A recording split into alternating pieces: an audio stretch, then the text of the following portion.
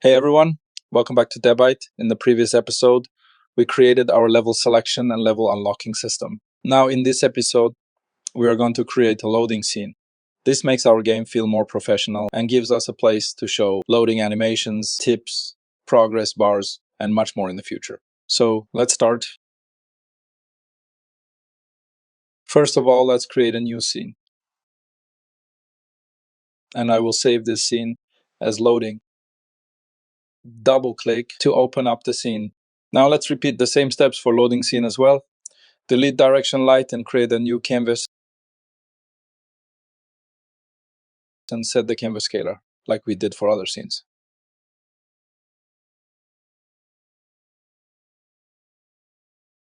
Next, let's create a panel. This panel will work as our loading screen background. You can use any color or image you like. For this tutorial, I'm keeping it simple. Next, let's add a text mesh pro text. And I will rename it to loading text.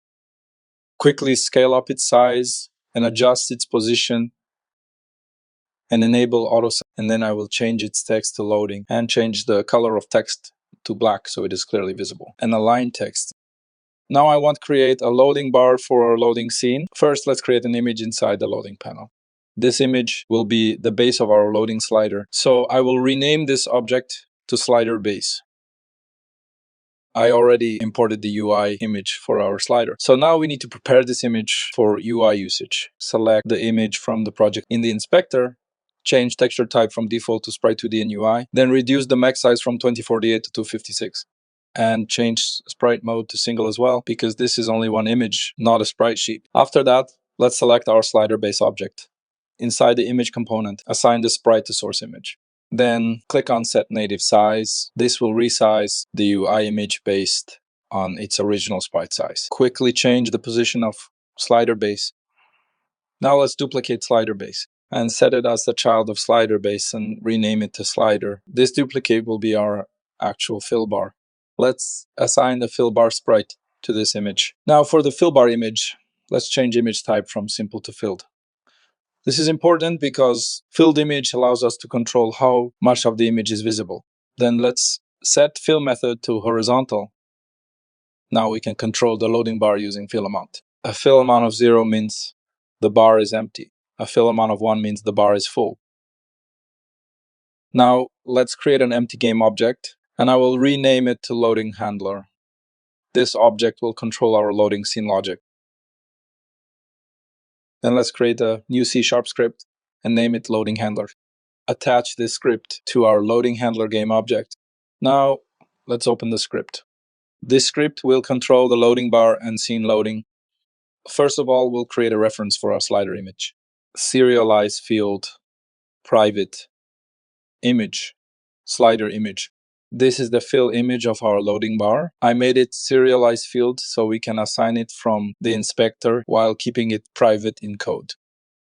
Let's remove our update method. We don't need it. Now we'll create the loading coroutine. We'll use enumerator because this method will run over multiple frames. This is important because loading a scene can take some time, and we do not want the game to freeze while loading.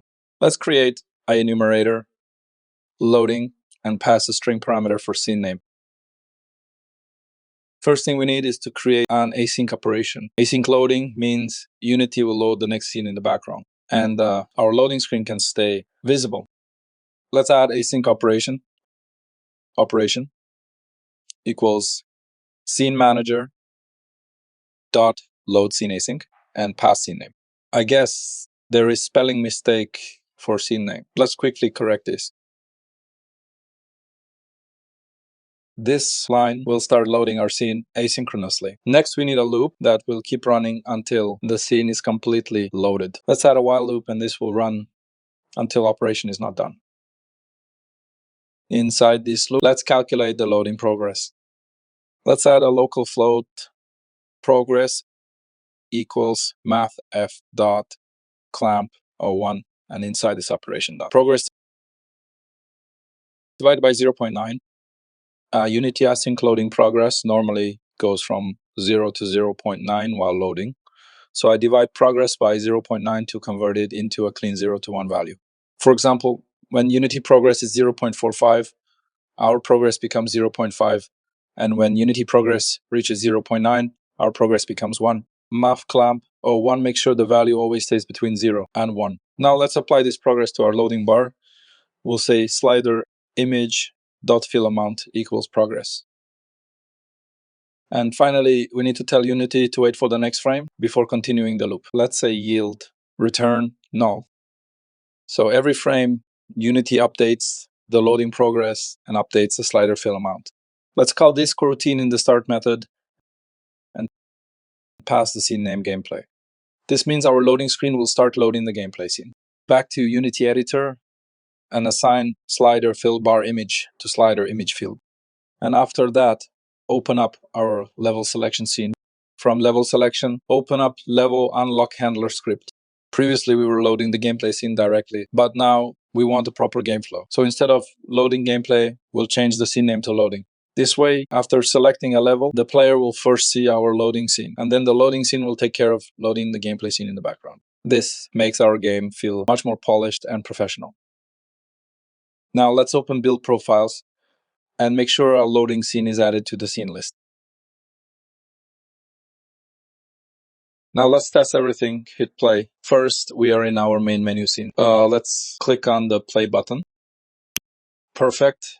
Now we are inside our level selection scene. And if I select an unlocked level, you can immediately see that we are no longer jumping directly into gameplay. Instead, we first see our loading scene.